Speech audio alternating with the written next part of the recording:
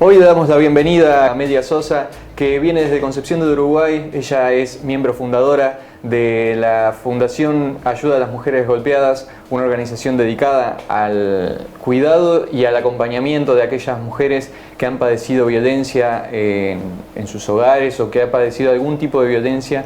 Es un lugar de contención. Gracias, Amelia, por estar acá. Gracias, Alejo, por la invitación. La convocatoria hoy tiene un tinte distinto, tiene que ver con la vida de los argentinos en general y tiene que ver con un pariente suyo, es decir, su marido, que sí, hoy en día no está entre nosotros, vive en su corazón.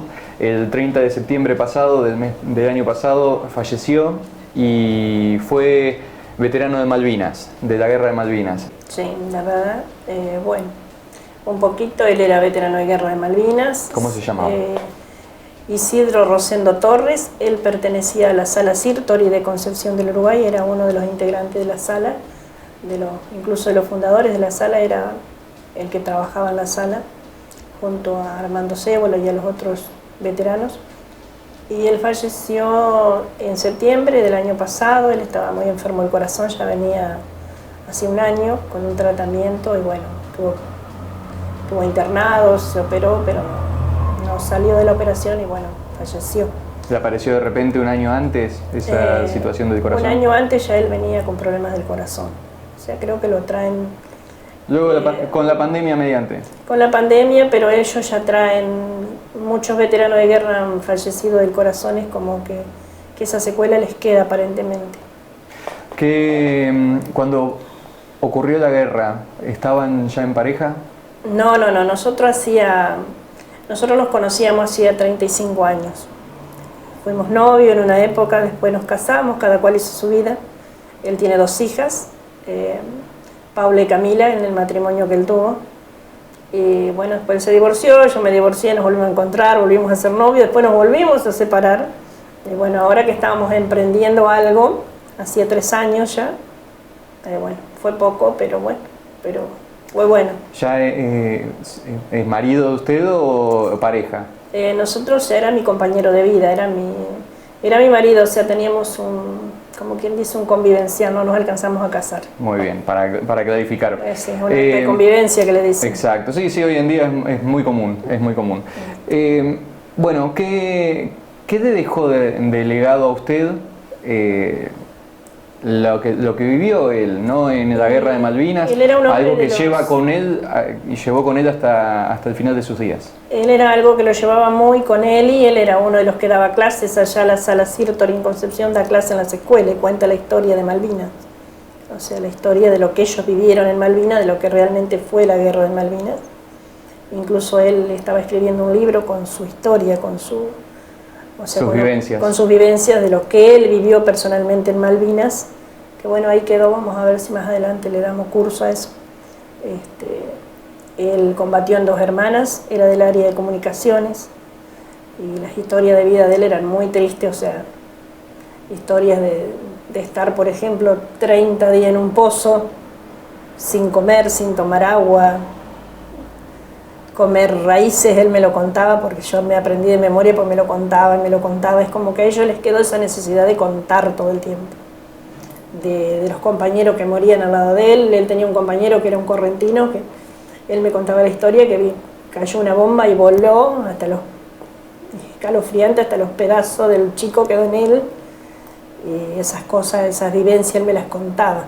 Sí, buscando quizás un eco que ninguno de nosotros está en condiciones de darle como espejo, porque son vivencias que probablemente no cualquiera está a tono de haber vivido algo similar como para comprender la dimensión. Hay chicos que vinieron, chicos que hoy son hombres grandes, todos los veteranos de guerra, que no soportaron, como le dicen ellos, la posguerra, después la recuperación. Algunos se terminaron matando, otros tienen problemas muy graves psicológicos, la mayoría toma mucha medicación para su contención, tiene que ir al psiquiatra. Toda esa historia no es que quedan bien, ninguno queda. Es una historia que a simple vista queda en el tiempo como una más de todo lo que se vivió en Argentina, pero al día de hoy sigue atravesando las vidas de muchas familias y las vidas de muchos familiares que quizás ya lo tienen en su legado de abuelos, de tíos que fueron parte de todo esto. Lo vemos lejano y a la vez es parte de nosotros. ¿Cómo ves la política actuando frente a esta situación? Porque el proceso de desmalvinización que se hizo durante los 90 no llegó a triunfar. Es más, en las canciones del Mundial se hablaba por los héroes de Malvinas, sí. Y es decir, por más que trataron de apagar la antorcha de las Malvinas, no lo pudieron hacer. Pero aún así nos encontramos con que las invasiones, la soberanía de nuestras tierras que fueron defendidas por aquellos héroes, hoy en día siguen en jaque y hasta quizás más entregadas que antes. Y mira, mucho no cambió, tendría que cambiar un poco, o sea, tendría que cambiar un poco las leyes y bueno, lo que ellos querían en realidad, hasta ahora no es, por ejemplo, ahora se puede viajar a Malvinas, o sea, los familiares. Por ejemplo, él quería viajar, pero no como turista, un ejemplo. Claro. Él quería ir como argentino a Malvinas. Yo le decía siempre, bueno, ahora que empezaron a cobrar bien, vamos. Y me decía, no, yo hasta que no vaya como argentino no voy a ir, porque vamos a entrar pero como turistas. Sí. Y él me decía, no, porque son argentinas, yo peleé por eso. Yo fui a pelear por mi patria, me decía yo, bueno, tuve la suerte de volver vivo. Es una ofensa a su honor y a lo que, claro, y por me lo que decía peleó. Eso mismo, me decía él, es una ofensa para mí. Y ahora, por ejemplo, yo digo, ahora que se puede ir, que ya no se entra como turista, él ya no puede ir. Bueno, pero es los familiares un pequeño pasito que se puede tomar como una pequeña victoria. Sí, en parte sí, porque por ejemplo igual a ellos el reconocimiento económico, por decir, que él me decía, bueno, toda la gente habla pero no sabe lo que pasamos. Fue después de los 40 años, que a ellos más o menos le equipararon la pensión de Malvinas, tuvo que pasar 40 años. Él alcanzó a cobrar, no llegó a cobrar 3 meses vamos a decir, de esa equiparación de sueldo que le dan a los veteranos de guerra hoy día. Que por ahí hay gente que dice, ¿cómo cobran tanta plata un veterano de guerra? ¿Pero por qué cobra? Porque estuvo en su momento, había que estar en su momento, no cobraron nada. Cuando vinieron de la guerra eran unos pibes que los bajaron y dijeron, anda para tu casa y no tenían... Conviví con los traumas, conviví con lo que fue haber perdido, haber tenido que dejar ese terreno en un conflicto que nunca terminó. Claro, arreglate como puedas, porque él me decía, nos soltaron así, cada cual hizo su vida como pudo, y bueno, después él era empleado municipal en Concepción del Uruguay, pertenecía a la planta municipal, bueno, hacía otras cosas, también él vivió en el campo mucho tiempo, él era de Campichuelo, que pertenece a Colonia Elía, él nació y se crió en Campichuelo, es una familia muy grande, sus hermanas, su mamá vive actualmente, su mamá vive, pero, o sea, ya no conoce a nadie, pero está viva. Y bueno, era una familia muy grande, pero familia de trabajo, familia humilde, y él tuvo que venir y arreglarse como podía. ¿Qué diría, promediando la conversación, qué diría usted que significa hoy para cualquiera que esté escuchando la guerra de Malvinas al 2023? Es decir, ¿cómo podemos pensarla y repensarla a futuro? Yo, o sea, como aprendí a convivir con eso, con él y a escuchar lo que realmente pasó, por ejemplo, él me decía, una cosa es lo que cuenta la tele, la película, y otra es lo que vivimos nosotros, que es muy diferente. Y yo creo que los argentinos, para tomar conciencia de eso, lo que hacen hoy día que, por ejemplo, hay muchos lugares que los veteranos de guerra visitan las escuelas y le cuentan la historia a los chicos para que vayan aprendiendo y sabiendo qué significó realmente la guerra para ellos, para los argentinos, y qué significa. Para ellos hoy día un veterano de guerra, vos le preguntás y te dice, mira, si hay que ir a recuperar las Malvinas, yo voy. A cualquiera de ellos que le preguntes, más allá de que a alguno le falte una pierna, un brazo, porque hay gente que quedó muy mal, te dicen, yo voy. Y él me decía, yo tengo que ir, mañana me alisto y voy. Es decir, lo principal es no olvidar. No olvidar, eso no se puede. Hay pequeñas iniciativas de parte de las ciudades, más que del Estado Nacional, de ciudades como Gualeguaychú es una de ellas, que el año pasado hizo muchas charlas como bien menciona, de veteranos que pudieron contar su historia, los jóvenes. Darroque también ha sido otra de las localidades que ha impulsado esto. Creo que de todas formas nada va a ser suficiente, pero faltaría quizás un poco más de, más que charla, también defender un poco más. Llevar en la memoria que los jóvenes. En la memoria lo que ocurrió, en la memoria lo que se defendió, pero también en el presente el por qué se defendían esas cosas y por qué hoy también se tendrían que defender. Estamos teniendo todo el mar argentino saqueado por barcos pesqueros extranjeros sin ningún tipo de miramientos acerca de lo legal. Tenemos la hidrovía que está completamente atravesada por intereses foráneos e incluso, por mencionar tantas otras cosas, el litio que se está exportando casi sin retenciones y completamente... Son tantas aristas que hoy en día son equivalentes en un nuevo plano, en un nuevo tiempo, donde estamos viendo que Argentina está siendo entregada desde distintos puntos y se generan sombras que hoy en día ese tipo de luchas de otras épocas deberían ser plasmadas hoy con más voces, con más acciones que ayuden. Sí, la verdad que sí, habría que... Eso tiene que pasar y también hay que, como que yo digo, hay que apuntalar, hay que hacer fuerza para que eso pase. O sea, por ahí las familias de los veteranos de guerra, creo que somos muchos, en la Argentina somos muchos, por ahí nos conocemos, por ahí no, pero no solo la familia de ellos, porque la familia de ellos sabemos lo que han pasado, lo que han vivido, pero también las otras personas, que de a poco hay gente que le interesa mucho la historia de ellos. Nosotros vemos en Concepción que la sala todo el tiempo tiene colegios para atender. Los colegios se anotan, piden turno. Por ejemplo, yo tengo mi nene que tiene 10 años, Román. Bueno, Román lo había tomado como su papá. Los otros nenes no, yo tengo 4 nietos, los otros era el abuelo Rosendo. Para Román era el papá Rosendo.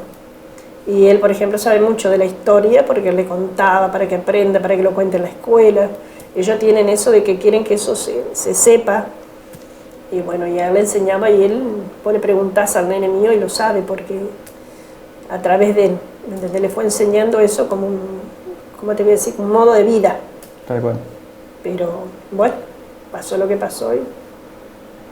Bueno, lo que vivió una vida plena en lo que fue llevar esta antorcha. Sí.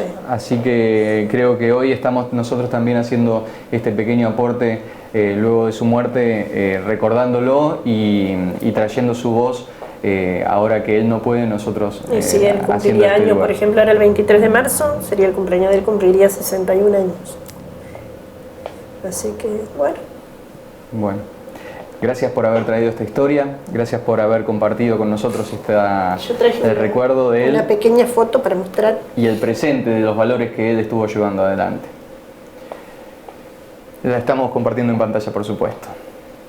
Amelia, antes de terminar, quisiera llevarla a otro plano para poder salir y volver a estar un poquito mejor. ¿Cómo vienen con sus trabajos? ¿Cómo vienen con la fundación en Concepción del Uruguay? Con la fundación la venimos peleando, como siempre. ¿Cuáles son las mayores dificultades que la están...? Económicas hoy día. Económicas. Como en todo rubro. Económicas porque no. Como yo digo, siempre no pertenecemos al gobierno de turno y nosotros somos una fundación sin fines de lucro. Ojo que aquellos que pertenecen también al gobierno de turno están ajustando la sábana por donde pueden. No es una cosa... la Argentina está recibiendo el impacto de la crisis económica por todos lados ya. Pero bueno... Es más, tendrán alguna otra solidez, pero sí, claro, es difícil. Por ahí tienen para alguna todos. otra solidez. Nosotros por ahí tenemos menos socios. Después de la pandemia quedamos con muy poquitos socios. Y hoy se está haciendo lo que se puede, ¿entendés? Y bueno, y tratando de salir adelante y viendo a ver qué pasa. Ahora este es un año electoral, entonces también eso nos va a servir mucho para ver cómo seguimos. Hablando de año electoral, y conectando todo con todo, hace un año atrás aproximadamente, una dirigente política a nivel nacional, un año, un poco más de un año atrás, había dicho que por las vacunas se podían entregar las Malvinas. No sé si lo recuerda, sí, esa pequeña frase, sí, que la dijo con total impunidad, pasó desapercibido y hoy en día es una de las candidatas que están mejor en las encuestas. Sí. ¿Qué significa eso? Y para mí es como una falta de respeto, pero bueno, no se puede decir mucho, es como una falta de respeto. Y vivimos en la Argentina, donde todo, lamentablemente todo se puede y todo se hace dentro y fuera de la ley, hasta que esperemos que un día cambie. Muy bien. O sea, hasta ahí te puedo decir eso. O sea, yo tengo mi corazoncito político, trabajo en política desde mis 16 años, nunca tuve un cargo político para decir, bueno, esta con la política hizo tal cosa, no. Yo soy docente de nivel inicial, soy del campo, nací, me crié en el campo en San José de Feliciano. Y bueno, siempre trabajé en política, milité, soy militante, pero porque me gusta, o sea, siempre lo hice de alma, de corazón. Hoy día, por ejemplo, yo estoy acompañando, pero por el hecho apuntalando y acompañando, porque me parece que es una gran persona, Pedro Galimberti, que lo tenemos ahí para candidato a gobernador. Una lo acompaño porque me parece un tipazo y otra me parece una buena persona, o sea, me parece de esos tipos que llegan con el trabajo. Y bueno, o sea, mi idea es mucho por el tema de la mujer. Si él llegara, si Dios quiere llegara, bueno, trabajar el tema de la mujer, que es lo que a mí me gusta, a través de él. Y bueno, es lo que está más empapada, obviamente. Que es mi trabajo y lo que me gusta. Y bueno, estoy acompañando la candidatura de Pedro y trabajando para Pedro en Concepción del Uruguay y en el departamento. Y bueno, y después estamos acompañando a Darío Schneider, el gringo Schneider, lo digo yo, bueno, para que conduzca la Unión Cívica Radical. Así que mi corazón en política lo tengo, pero eso es fuera de la fundación, o sea, todos tenemos una vida afuera, le digo yo. Amelia, muchas gracias. Muchísimas gracias, Alejo. La verdad que muchas gracias. Vamos a ir a una tanda y enseguida regresamos con Territorio Político.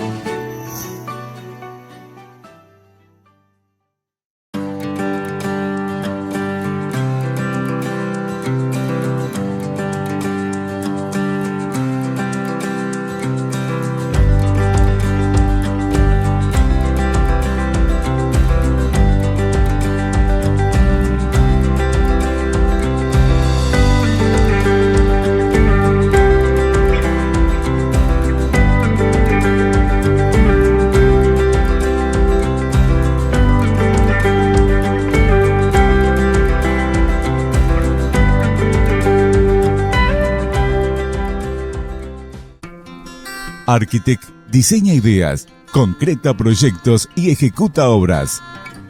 Architect, solidez, confianza y trayectoria para lograr que los grandes y pequeños sueños sean realidad.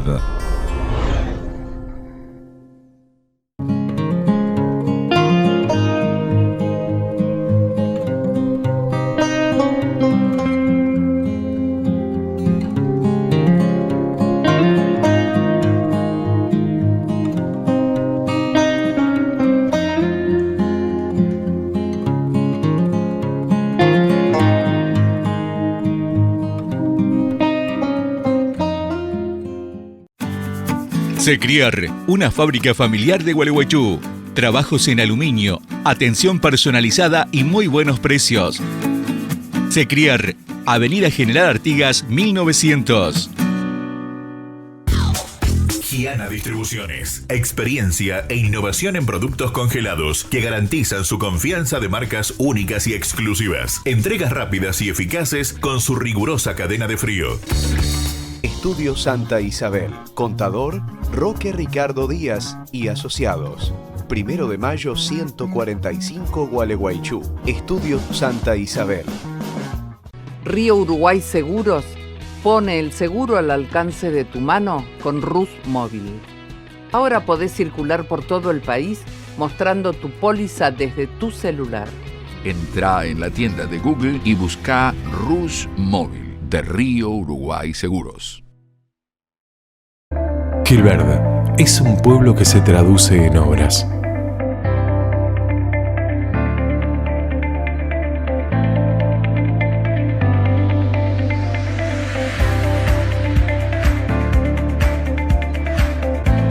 Es un pueblo que no se olvida de su gente. Es un pueblo que se traduce en compromiso.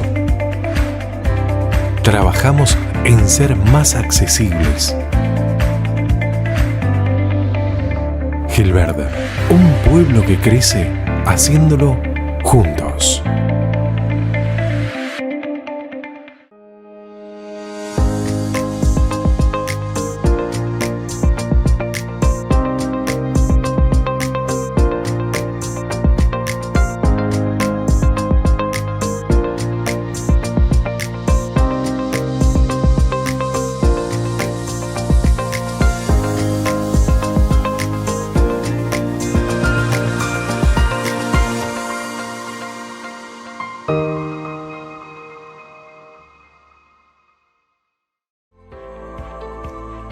Un municipio presente, un municipio cerca y en cada barrio.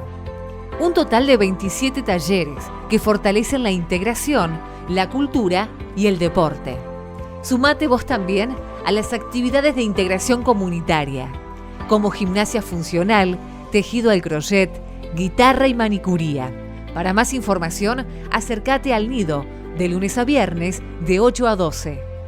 Municipio de Urdinarrain, una ciudad en movimiento. La Roque, unida para crecer.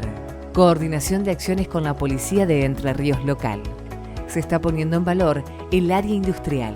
Proyectamos el enlace rutas 16 y 51 para el tránsito pesado.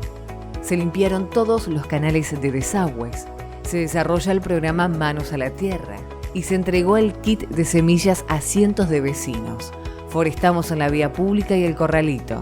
Se trabajó en el ordenamiento institucional y contable de las cooperativas de trabajo. Desde hace un año, La Roque, unida para crecer.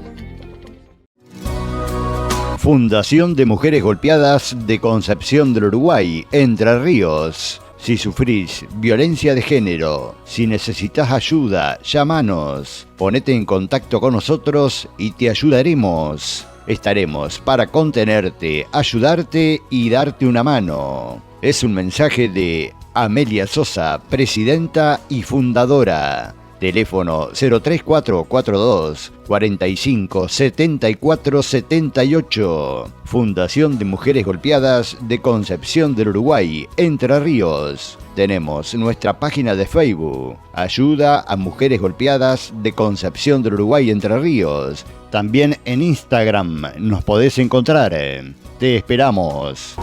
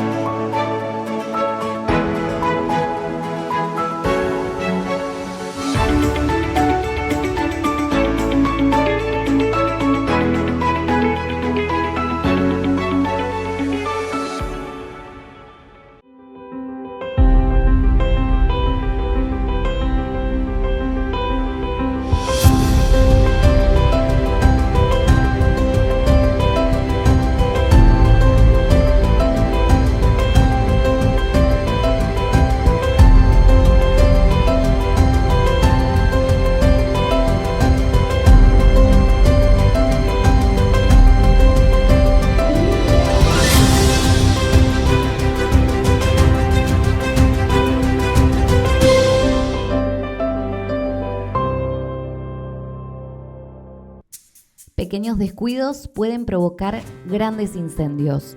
Ayúdanos a prevenirlos. Por eso, no arrojes fósforos o cigarrillos encendidos en rutas y caminos.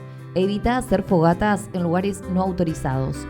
Y no tires basura. Las botellas de plástico o vidrios pueden provocar incendios por el efecto de lupa con los rayos del sol. Si ves fuego sin control o columnas de humo, pedí ayuda de inmediato avisando a la policía o a bomberos más cercanos. Cuidemos nuestro ecosistema. La responsabilidad es de todos. Secretaría de Ambiente. Gobierno de Entre Ríos. Me está acompañando hoy Miguel Ángel Angerosa, que es contador, es docente y bueno, tiene una vasta trayectoria en el rubro de la economía, ¿no? Asesorando, tratando de guiar a la gente en las cuestiones de lo cotidiano. La vocación más marcada de mí, las cuestiones de la economía política. ¿Cuándo fue que lo descubrió? Porque no es de chico algo común. La vocación por la docencia la tengo desde muy joven. Y una vez que me recibí de contador público, empecé a ejercer y siempre con la intención de poder dedicarme en algún momento a la docencia, fundamentalmente en el nivel universitario, y a partir de 1990 arranqué y no he parado. Y ese amor por todo lo que es el mundo económico, ¿qué le ha devuelto hoy en día? Si lo se pone a pensar. La vocación me surgió por una curiosidad, por un interés de encontrar una explicación a lo que sucede en el mundo, en América Latina, en el país, y siempre tuve un particular interés en saber, en conocer las causas profundas, o por lo menos investigar, estudiar, analizar a qué se debe o por qué ocurren las cosas, ¿no? Entonces, claro, también esa curiosidad me hizo leer bastante, un lector de toda la vida, y bueno, para terminar de formarme una opinión en función de una determinada visión del mundo, de las cosas, de la sociedad. Con la aspiración también de cambiar las cosas. Que me dio la claridad que yo estaba buscando. Y con la intención de que no sea un conocimiento enciclopédico, abstracto, sino que sea aplicable y predecible. Viable dentro de las condiciones que deben ser dadas para que lo sea. El otro día estaba leyendo un artículo de usted que salió en página 12 y mencionaba acerca de las ventajas competitivas, hablaba acerca de las ventajas absolutas entre los distintos países, que eran el principio de la economía, de cómo se la pensó desde Adam Smith, luego las ventajas comparativas, unos que se dediquen a una cosa, los otros que se dediquen a otras, y ahí es donde nosotros quedamos insertos como exportadores de materia prima neto y dominados por aquellos países industriales. Pero usted menciona las ventajas competitivas. Vamos a aclarar un poco a qué se refiere con eso. Esos son tres principios más conocidos con respecto a la economía internacional y el comercio internacional.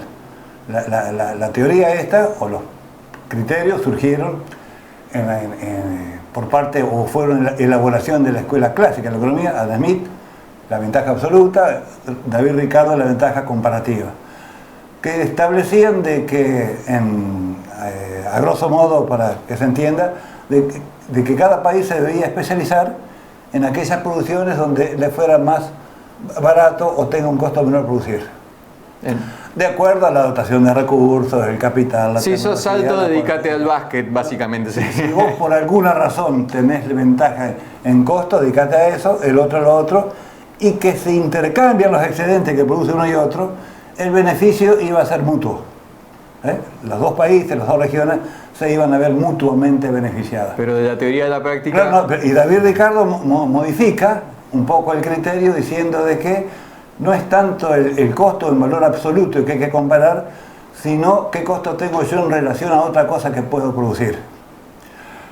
Entonces, este criterio ricardiano vino justito para fundamentar los próceres nuestros de la generación del 80, de que la Argentina, por la extensión, la fertilidad de la tierra,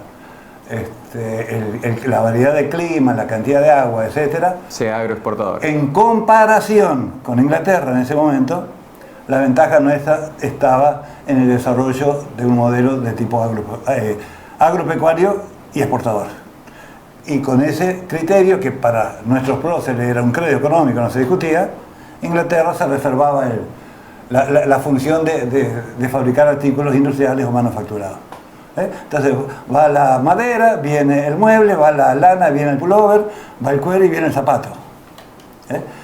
A la larga, una corriente de pensamiento económico surgida acá en América Latina, cuando se crea la Comisión Económica para América Latina, que el primer secretario fue un argentino, Raúl Prebisch, critica esta posición demostrando estadísticamente, con un análisis de muy largo plazo, de que los productos, materias primas, commodity, como se dice ahora, en el largo plazo tienen una tendencia a bajar de precio y los industriales a subir, entonces cada vez necesitábamos producir y exportar más bienes para seguir importando el mismo.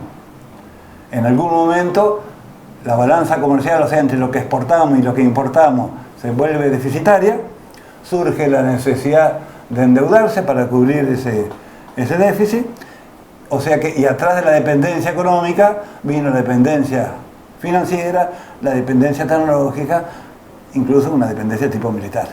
Esa relación de dependencia y de modelo de desarrollo impuesto desde 1880 en adelante, que básicamente todavía sigue vigente, es, en mi opinión, donde está la causa profunda de los otros problemas como inflación, desempleo, etc.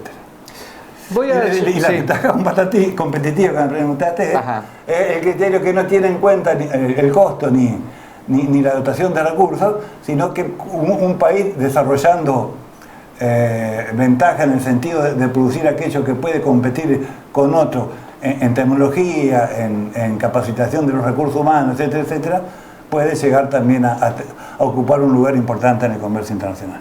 Pero el problema de base sigue latente.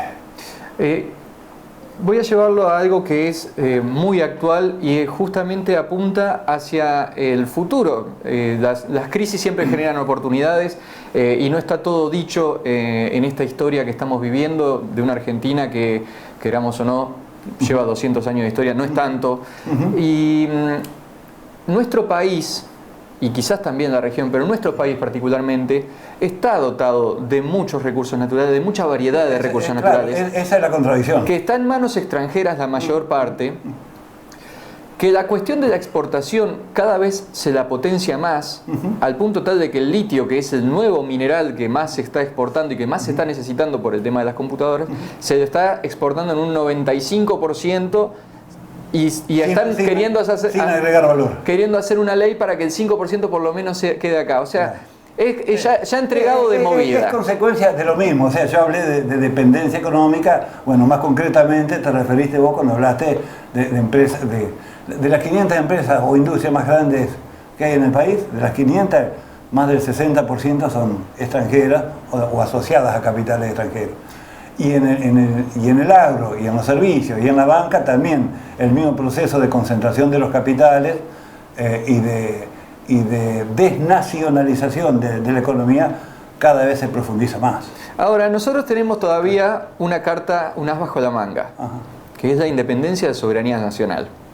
Ese as bajo la manga, que es la posibilidad que tiene el gobierno de legislar, de hacer justicia, de ser un Estado que toma decisiones, también pone ahí sobre la mesa esta cuestión de qué pasa a futuro, que están poniendo este cambio de eje de gran reseteo a nivel internacional de la economía, donde el dólar deja de ser la gran moneda y están tratando de crear un nuevo sistema económico de moneda digital cuya sustento serían los commodities. Argentina ahí tendría entonces, si es previsor, la potestad de cambiar las reglas de juego antes de que pase, porque de lo contrario vamos a llegar tarde y ya los commodities van a ser ajenos por completo. Claro. Y nosotros vamos a estar atados de pies y manos como ya estamos, pero tenemos todavía una moneda para jugar en este cambio de juego. El gran cambio que hay a nivel mundial es que ya deja de ser el poder distribuido en una sola potencia hegemónica, como lo fue hasta hace un tiempo los Estados Unidos, antes lo había sido Inglaterra. Y a partir fundamentalmente de los acontecimientos en las Torres Gemelas, el resurgimiento de China, el resurgir de Rusia como potencia energética y política y militar, y China como potencia económica y tecnológica, además de otros países emergentes, ya la hegemonía norteamericana ya no es única. Entonces estamos en ese proceso de cambio de la unipolaridad a un mundo en donde las decisiones se tienen que tomar de forma más compartida. En ese traspaso de un modo o de un orden a otro, uno observa de que la hegemonía o el poder norteamericano está en decadencia, no quiere decir que sea débil, está en decadencia y cediendo pasos nuevos. Y surgen los otros, entonces ya no se puede imponer unilateralmente una política, sino que ya la relación de fuerza es más equitativa, o empieza a ser un poco más equitativa. Usted hablaba en la nota justamente acerca de tratar de proteger desde una cuestión ambiental también los recursos naturales que nosotros tenemos. Por eso le preguntaba. Argentina es un país particularmente muy bien dotado en cuanto a recursos naturales. Y en general, los países, en general, al recurso estratégico que tiene cada uno, trata de mantenerlo bajo control del Estado. O fíjate que en Chile, por ejemplo, que decía Allende que el cobre era el sueldo de Chile, en Chile el cobre está nacionalizado de la época de Salvador Allende, 73, 72. Sí, un par de años. Claro. No, pero ¿cómo es el tema? Después vino Pinochet, que privatizó de todo, pero el cobre lo siguió manteniendo en manos del Estado. Y Salinas de Gortari en México también en la década 90 privatizó de todo, pero el petróleo no. Y Pemex es la empresa más grande de América Latina, que con los excedentes que genera financia el 35% del presupuesto nacional de todo México. Y en Argentina el recurso natural nuestro ha sido tradicionalmente la tierra. Y en manos del Estado no ha estado nunca. Sino que terminó con un proceso de apropiación privada de la tierra, campaña del desierto mediante, y de ahí en adelante quedó en manos privadas y concentrada en un número muy reducido de empresas y de personas con inmensas extensiones de tierra, que son la base a nivel económico del poder que se tiene desde el agro. ¿Y usted cree que no obstante, no es solamente el agro lo que está concentrado, sino que es todo un conjunto de actividades que cada vez se o monopolizan o oligopolizan más, y entonces el poder real a nivel económico y por ende político está ahí. Sí, pero convengamos que también los privados suelen seguir la zanahoria. Es decir, el Estado tampoco le ha puesto demasiada énfasis para que se tecnologicen, para que agreguen valor, porque tranquilamente con las retenciones que se han cobrado, muchas veces podrían haber reinvertido en generar sistemas de riego, buscar alternativas de fabricación, de potenciar el valor agregado generando industrias que desarrollen y que transformen los granos o el aceite de soja. Los intentos se han hecho, tímidamente, pero se han hecho. Pero no es solamente a través de captar una renta extraordinaria por vía retención que se va a resolver el problema, como no se va a resolver solamente si las industrias estratégicas o mineras pasan a estar bajo el control del Estado. Es todo un conjunto de... Pero parece que no hay otra ecuación dentro de los políticos hoy en día.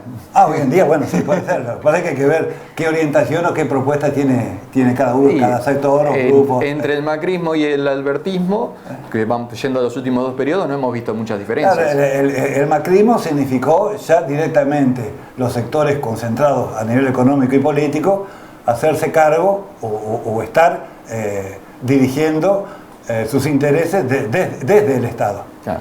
Al ser derrotados y asumir un nuevo gobierno, ya no están dirigiendo, no están con las riendas del Estado dirigiendo, sino que está otro sector actualmente, pero claro, va lento, va muy tímido y medidas de fondo no se observa.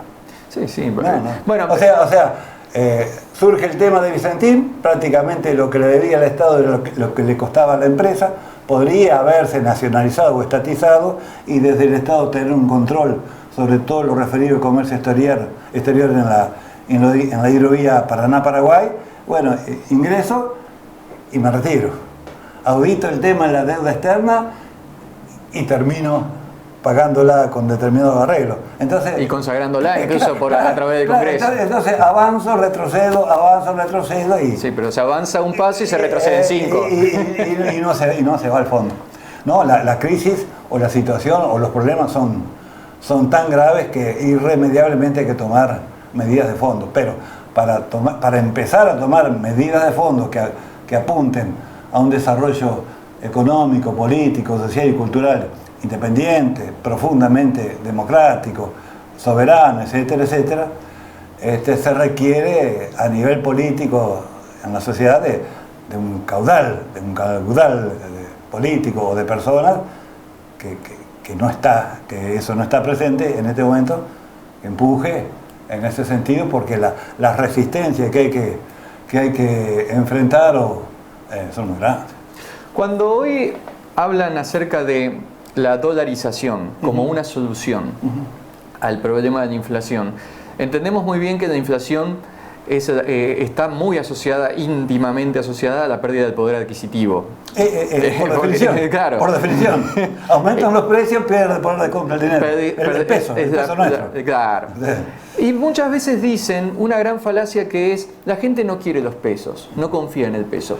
Y yo diría que sí, la gente confía en el peso. Es más, es lo que ha hecho que al día de hoy no se haya ido por las nubes el precio, la comparación peso-dólar, porque está alto, pero sin la confianza en el peso se va a la estratosfera directamente, recordando a un expresidente. Entonces, acá lo que la gente no confía es en que rinda. Claro, no que en el peso y sacar la moneda como una solución. Eso no va a ser una solución al problema. Por hablar de los sectores medios o un poco más altos, lo que busca con el dólar es protegerse contra la inflación. Exactamente. O sea, no es tanto un ánimo de especular, sino dejar de perder por la erosión que tiene la inflación en los pesos nuestros. Entonces, cuando en la economía circulan indistintamente dos monedas, peso y dólar, una débil y otra fuerte, la fuerte se demanda más para atesorar, salvo que yo esté en el negocio del comercio exterior y quiera para pagar, bueno, pero, sí. O sea, es un núcleo muy reducido de empresas y de personas. Pero en los sectores medios o los sectores más populares, cuando pueden, se atesora en dólar y se sigue usando para los pagos el peso. Vio que dentro de la economía, todos los el ancla se ha perdido en todos los precios.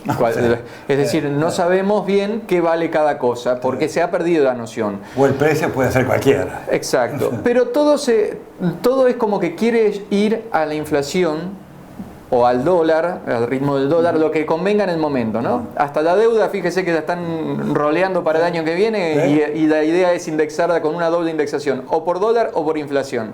Lo que más te beneficie, le dijo a los bancos Massa. Gracias, Massa, por eso. Detalle importante, ¿por qué el salario no sigue ese parámetro? Porque si el salario no es justamente el hilo por lo más fino, porque la estrategia no sería poner al salario en equiparación con el dólar y que el dólar si sube sube automáticamente el salario. ¿Sabés cómo se frenan todos? Si empiezan a decir yo no inflo porque... Recuerda que hay sectores distintos con intereses distintos. Si yo tengo una empresa dedicada a la exportación, todo lo que yo vendo lo cobro en dólares. Si el dólar en vez de estar a 200 se va a 300, vamos a hablar del oficial así a título de ejemplo, todo lo que vendo voy a recibir un 50% más de ganancia. Y como los salarios los pago en pesos y los clientes míos están afuera porque lo que yo vendo no está acá adentro, entonces el mercado interno que se desarrolle por vía de un aumento de salario a mí no me interesa, porque de última para mí es un costo. Y como todo costo hay que bajarlo, es su opinión. Ahora, si me hablas de las micro, pequeñas y medianas empresas que no son exportadoras, sino que todo lo que venden lo venden en el mercado interno y por lo tanto la supervivencia de ese sector de 1 millón de empresas del país depende de que se reactive la demanda interna con aumento de salario, jubilaciones, subsidios, pensiones, etcétera, etcétera, ahí sí, porque si bien es un costo, bueno, se paga un aumento de salario, pero después voy a vender más porque la demanda se va a reactivar. Eso se lo explicaba así de manera sencilla a una persona que era empresaria de una empresa pequeña acá, que me decía, no, este aumento de sueldo de los empleados de comercio es una barbaridad, no se va a poder pagar. Pero se estaba contradiciendo, o sea, iba en contra de sus intereses porque analizaba el salario solamente como un costo. Pero, entonces le decía, cuando la gente cobra el aguinaldo, o cuando hay un aumento de sueldo, o el aguinaldo, en junio y en diciembre, vos vendés más, claro. Y bueno, vendés más, ganás más porque hay más demanda en la población a quien vos le tenés como cliente. Entonces, si hoy significa pagar un poco más de sueldo, eso después, en su dinámica, retorna con un aumento en las ventas. Pero si los salarios reales bajan, las jubilaciones bajan, los subsidios se quitan o se reducen, la demanda interna se va a achicar y no vas a tener a quién venderle. Es muy distinto el que vende en el mercado interno que el que vende afuera. En los últimos tiempos se estuvo hablando y nunca se llevó adelante, pero se habló acerca de hacer un salariazo por decreto. No sé si lo has escuchado el tema, pero han dicho, en vez de la paritaria, ganarle la paritaria y hacer el salariazo por decreto, ¿no? Que sería un aumento discrecional decidido por el Estado para que todos aumenten, no sé, 30%, vamos a decir un número al azar. Eso implica, quieras o no, en todas las empresas por igual, sin importar la diferenciación que acabas de mencionar, implica a todos por igual una erogación nueva, porque quieras o no también es un costo, aunque no lo quieras ver de esa manera. En el corto plazo sí es un costo. En el corto plazo es corto y hasta mediano. Dinámicamente se retroalimenta. Exacto. Claro. Es decir, que el problema, ahí llegamos al punto, el problema no está en sí puesto en el foco en el aumento del salario en sí mismo. Hablamos del salario real. Claro. Un aumento real, o sea, un aumento que esté por encima de la inflación. Exacto. Porque si que no ha habido. Y me aumentan el 30, estoy igual que antes. ¿Cuándo fue la última vez que hubo un aumento que esté por encima de la inflación? Realmente. El año pasado, lo que pasa que en promedio no, pero de acuerdo claro, porque si veníamos en caída, ganamos uno. Algunos convenios, algunas paritarias de algunos sectores, unos estuvieron un poquito por encima, muchos por debajo, etcétera. Pero vamos a casos puntuales, pero en general hay una baja en el salario. Sí, 20 puntos por abajo dicen que está ahí puede haber un cálculo distinto, pero se deterioró. El salario real se deteriora, sí. Ahora, la jubilación y las pensiones. Si uno estableciera una paridad, ganamos, por ejemplo, vamos a dolarizar el salario, es decir, el salario hoy estás ganando 50 lucas, o 60 lucas, vamos a decir 60 lucas, si está el dólar a 200, ¿cuánto significaría en dólares ganar 60 lucas hoy en día? Hagamos matemática rápida. 60, y a 200 son 300 dólares. 300 dólares. 300 dólares es el salario. Queda equiparado. Si vamos a decir que el salario mínimo sea eso, el salario mínimo sea 300 dólares, si lo equiparamos... Aunque se dolarice la economía... No la economía, solo el salario. Pero la inflación no se va a desterrar por eso. No se desterra por eso. Si todos nos manejáramos con dólares, ¿cómo se explica que Estados Unidos una inflación del 8% anual? No. Claro. Se equipara, pero en pesos. Una referencia. Como referencia, que quede como referencia, para que tenga un ancla, porque ahora no tenemos ancla de nada, pero el salario es la última. Que el salario, que es la última, pase a ser primero y pase a ser el ancla. Entonces, todo lo que sea inflación... Se fijan en referencia al dólar. Exacto. Después habría que ver cómo varía la canasta familiar o los bienes que se consumen en función del dólar. Pero es más fácil porque sabés cuánto representa... Puede ser más fácil. Sabrías cuánto representa de tu salario se facilita un cálculo, gasto. pero la cuestión de fondo de por qué se genera inflación, porque la inflación no es una ciencia oculta que no se sabe por qué, dónde surge ni por qué, sino que deliberadamente se genera. Es una herramienta más que tiene el gran capital, por así decirlo, las grandes empresas, para seguir asegurando su rentabilidad o su tasa de ganancia. Que históricamente el capitalismo como norma y como lógica tiende a que las empresas necesiten acumular una mayor cantidad de capital y pasar a escala más grande, y cuando se pasa a escala más grande, hay empresas que son más grandes que los países, la ganancia en relación a lo que invertir se achica, lo que llaman la rentabilidad.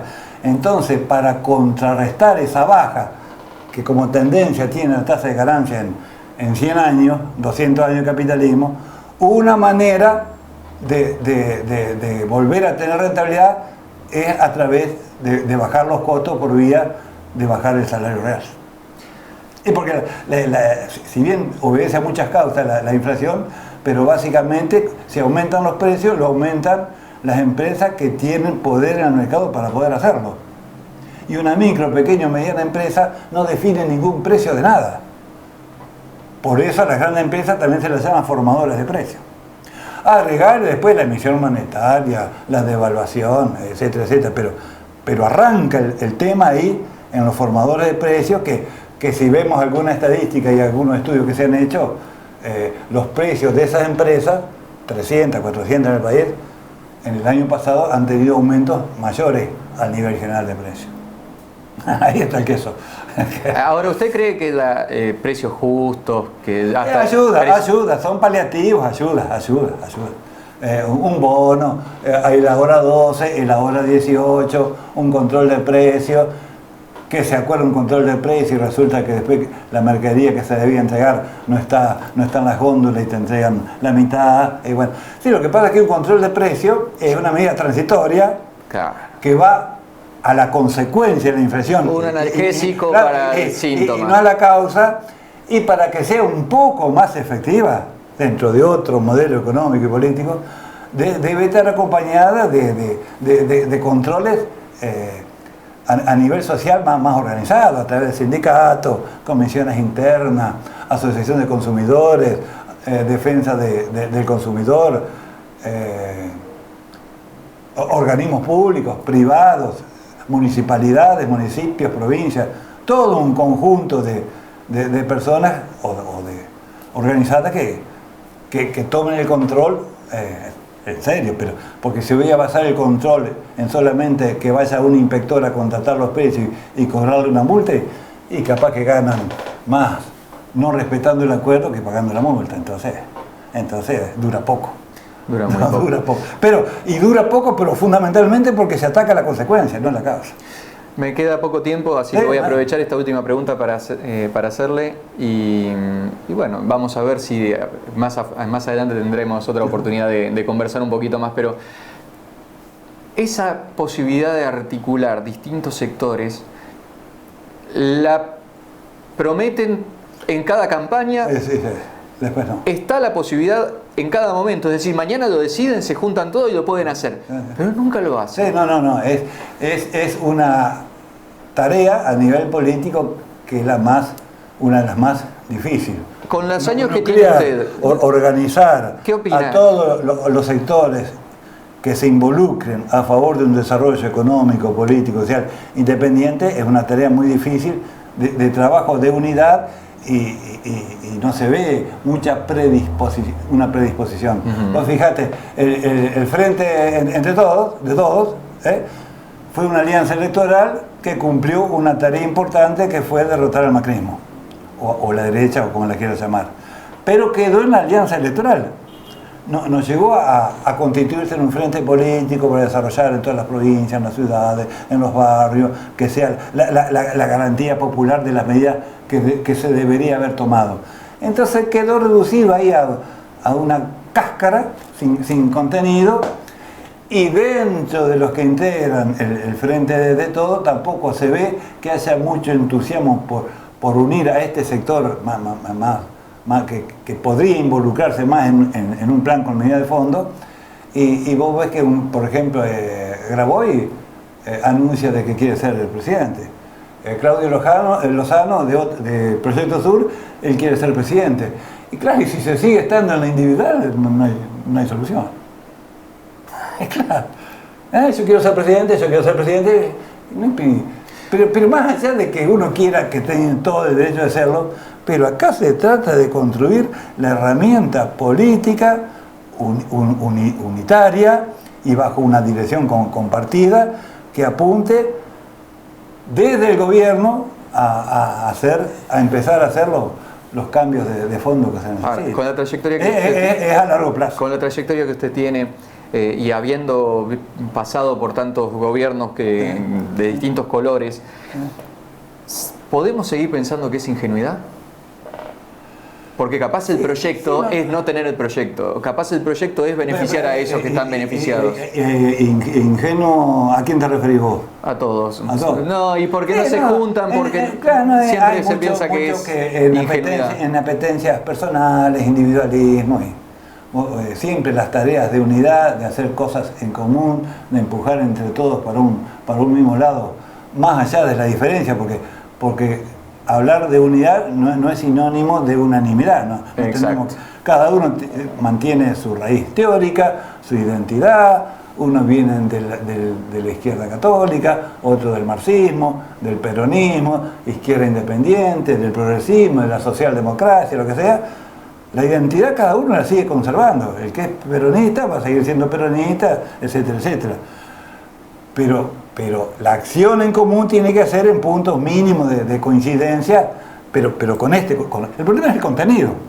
Se vienen años complicados por delante, me parece que sombríos, quiero decir. Me parece que ¿Se puede estar peor? Claro, porque de la coyuntura, transitoriamente, se está saliendo fundamentalmente a partir de recomponer las reservas que estaban caídas, pero claro, para pagar la deuda externa y para financiar el déficit fiscal, pero todo en base prácticamente a nuevo endeudamiento. A postergaciones, endeudamientos nuevos. Yo me hago de plata, en el bolsillo tengo plata, pero la debo. Y la solución no es vivir endeudado o de prestado, es generar los propios recursos y destinarlos para un desarrollo económico y social mucho más profundo. Y en ese sentido, de hacernos de los recursos más importantes que tenemos, como decía en Chile el cobre, en petróleo en México, nosotros básicamente a partir del desarrollo agropecuario. Gracias, Miguel Ángel. Pero, de nada. Así pasó entonces Miguel Ángel Angerosa por el programa del día de hoy. Ha sido un placer compartir esta charla con él. Espero que haya cada uno de ustedes también disfrutado desde su casa.